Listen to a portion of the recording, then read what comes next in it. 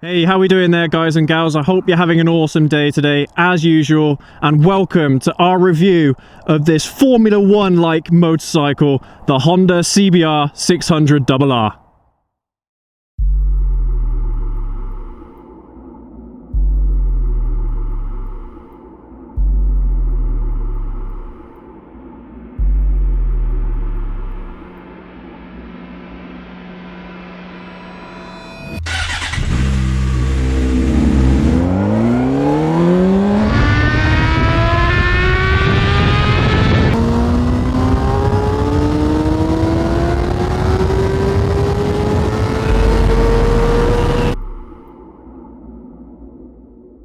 This is my 2003 first generation Honda CBR600RR. It is the race replica of the Honda MotoGP race bike, and its performance does not disappoint.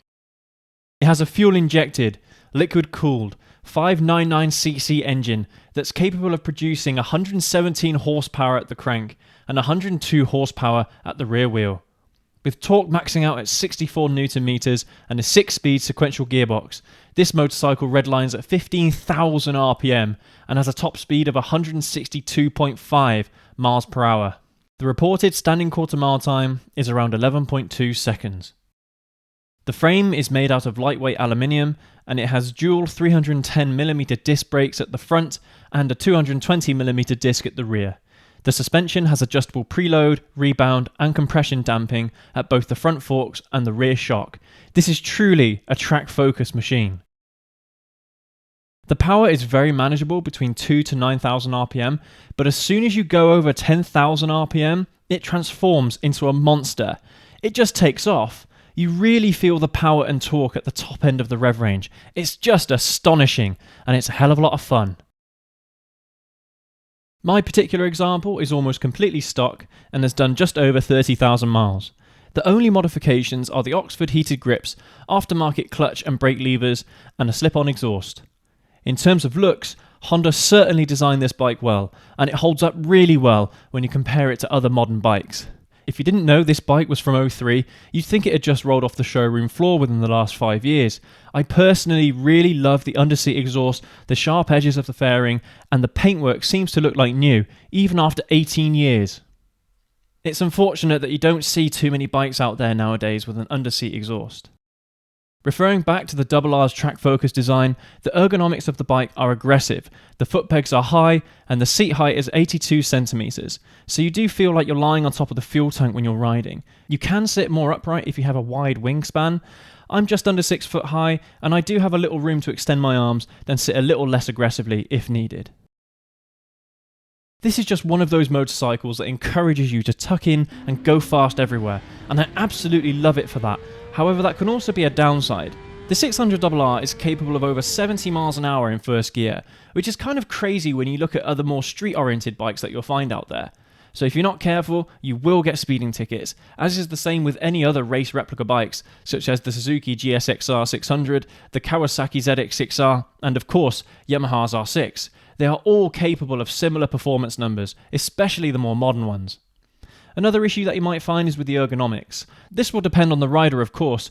However, as fun as it is being in that aggressive seating position, you will find it hard to tour with. But remember, this is a super sport, not a sports touring motorcycle.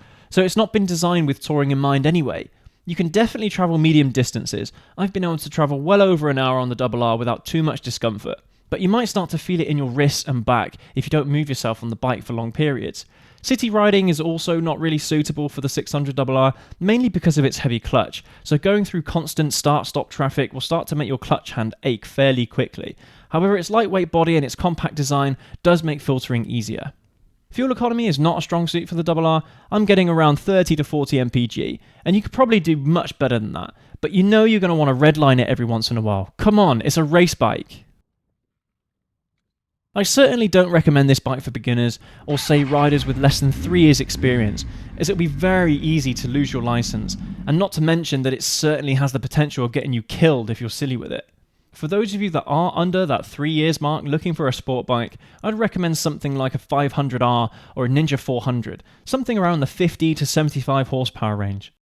In conclusion, the 2003 Honda CBR600RR is a fantastic motorcycle.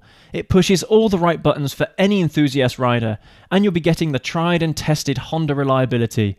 Just remember that it's a race replica motorcycle. It's designed to give you maximum fun and adrenaline, but you're going to struggle travelling the world on a bike like this. If you are in the market for a first or second generation 600RR, they can be had for around the £3,000 mark, and you're not going to find too many issues with it if you find one that's been well looked after. Just make sure that the valve clearances have been done and are still in spec, as you will need to do this check every 16,000 miles according to the service manual. Just so you're aware, it's a costly job for a garage to do, as they have to take off the fairings, the tank, the airbox, then the engine top cover, just to get to the valves. You will see some people in forums claiming that you don't need to check the valve clearances until at least 24,000 miles if you're using it for everyday use. However, it's always safer just to do as the service manual says, especially if you plan on using the bike for track days. So if you do plan on buying one, try to get garage paperwork for a valve clearance check. If the bike doesn't have one, try to get £500 off the asking price to account for the cost of the job. There it is, guys. Thanks for watching. Let me know if I've missed anything. Do you have a 600RR? How do you feel about it? Let me know what you think in the comments. Make sure to give us a thumbs up if you like this video, get subscribed, share and all the usual stuff. It really helps us out. Thanks again for watching. We'll see you in the next video.